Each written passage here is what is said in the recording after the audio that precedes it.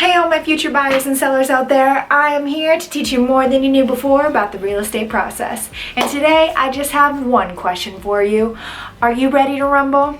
Cause in this corner we got renting a house, and in this corner we got buying a house. And by the end of this video, we're gonna know who the true champion is. Let the battles begin.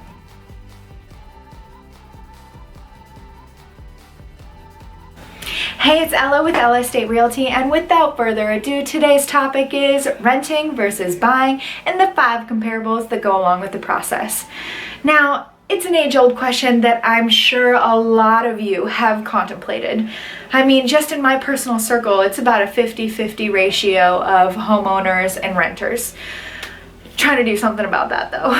But in all honesty, they both are appealing under certain circumstances. So I just thought, what better way to compare these rivals' upsides and downfalls than on YouTube with all of you. So in the comments down below, let me know which one is your current situation and if you change teams by the end of this video. Let the learning begin.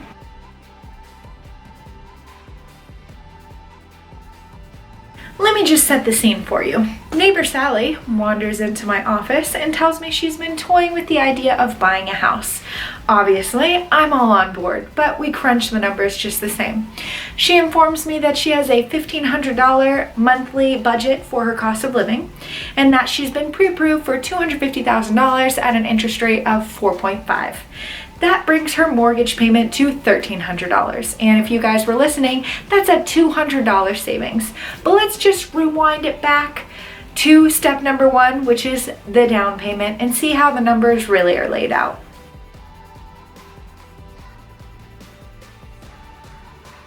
Down payments for renting versus home ownership obviously are completely different, and their price tags are wide on the spectrum. But my audience, it is so important that we look past those numbers to see the bigger picture. Now, first off, in leasing, the general rule is you need first, last, and deposits. In this example, we're going off of Sally's budget of $1,500 a month. So that's 15 plus 15, and then we're just gonna throw in a $1,000 half refundable, half non-refundable deposit. That brings her grand total to $4,000 upfront. Versus a home mortgage. There's a common misconception that everyone needs to put down 20%. Granted, that is recommended and a great position to be in, but most first-time home buyers do around 6% or lower.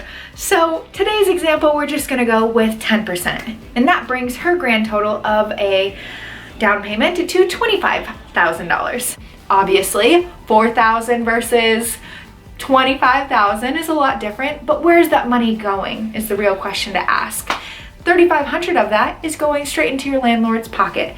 Maybe you'll get that $500 back, but we all know some landlords can be a little skimpy on that cleaning fee.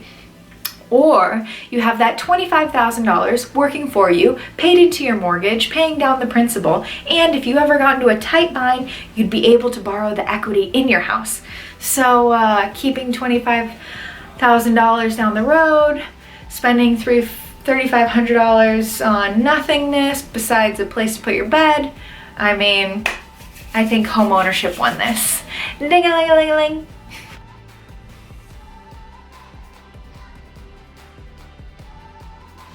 Next on the list of comparables, we got fixed and variable.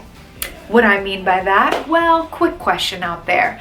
I know a lot of you, homeowners and renters alike, have experienced your lease ending, kind of like Sally did, where her rent somehow astronomically went through the roof. And that makes you get intrigued with the idea of buying a house. Well, you have the freedom to leave and go find some other house. That's where the variable comes in, but the landlord equally has the right to raise your rent at the end of the lease. Full freedom over the price. Compared to a mortgage that is strategically calculated to pay the exact amount every month of every year for the duration of the loan, generally 30 years, to last you. But that also comes with a risk too, because if the house was to be valued less or the economy went down, either of those two, you'd still be paying the same mortgage. So in this instance, with variable versus fixed, I mean, to each its own, it kind of seems like a tie to me.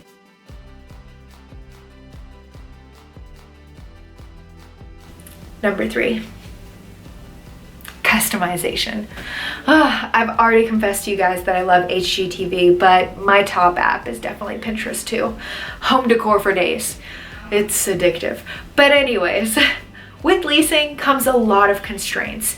Granted, you can probably do the bare minimum of putting paint on the walls or hanging some pictures, but at the end of your lease, you have to restore it back to the way it was. So doesn't that go against trying to make a house a home, you know? And you could get fined for making changes, and any value-adding changes, like maybe the fixtures all matching or light switches or anything like that, only adds to the pockets of the landlords, not yours. Comparatively to owning a house, you have the full freedom that you've been waiting for to make this house exactly yours. Whatever you want to do to it, full kitchen renovation, you got it. Full bathroom, new shower head, walk-in steam room, you got it. That's what comes with home ownership.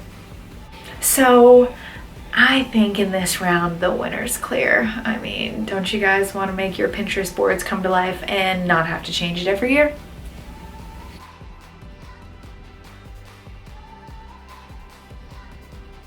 Number 4 is maintenance. Now, I know this is a sore spot for a lot of homeowners out there because you are responsible fully for all the maintenance, repairs, and upkeeps of your house.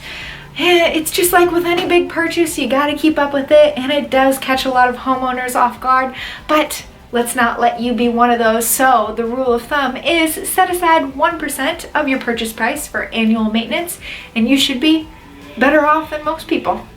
Compared to all you renters out there, you don't have to pay for nothing. Probably a light bulb or two, or maybe some paint, but other than that, I mean, the landlord's got you covered. Got it pretty good, but the only drawback is that you are at the will of your landlord's schedule, so sometimes they might take forever to fix something, but I hate to say it, homeowners, I think you got the disadvantage and you're the losers of this round.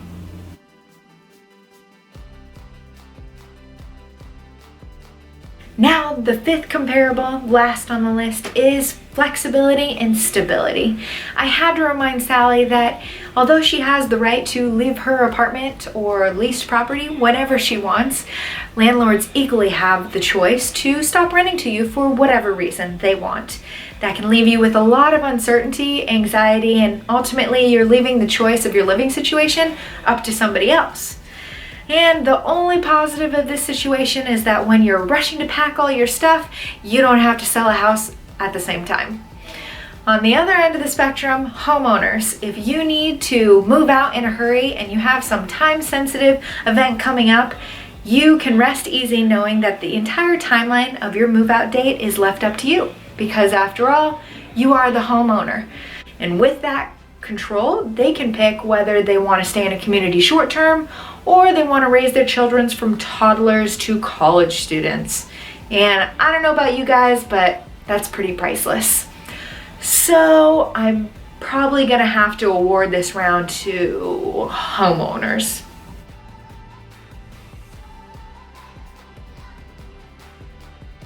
As my meeting with neighbor Sally concluded, we tallied up the numbers, checked the scores a little bit.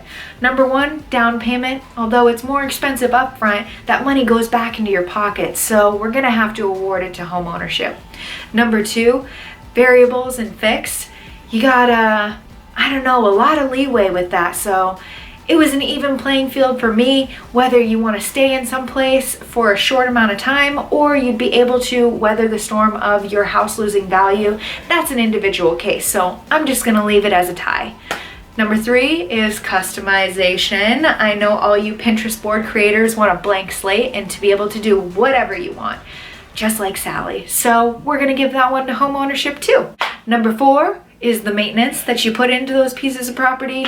Renters, I hate to say it, but you guys totally want it because you don't have to pay for any of it.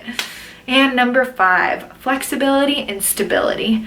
Having that choice to know when and if I want to move is invaluable to me and Sally. So we're gonna award it to home ownership.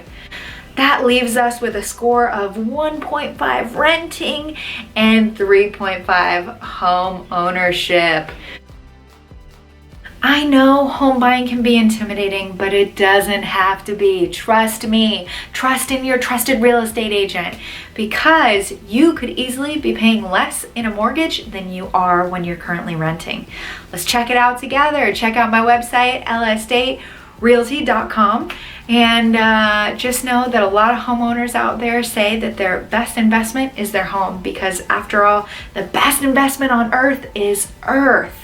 So let me know in the comments down below what your current situation is, if I changed your mind in this video, who won in the battle in your eyes, and if none of that works, just leave me some love with some likes. I'm Ella with Ella Estate Realty, and you guys have a stupendous day.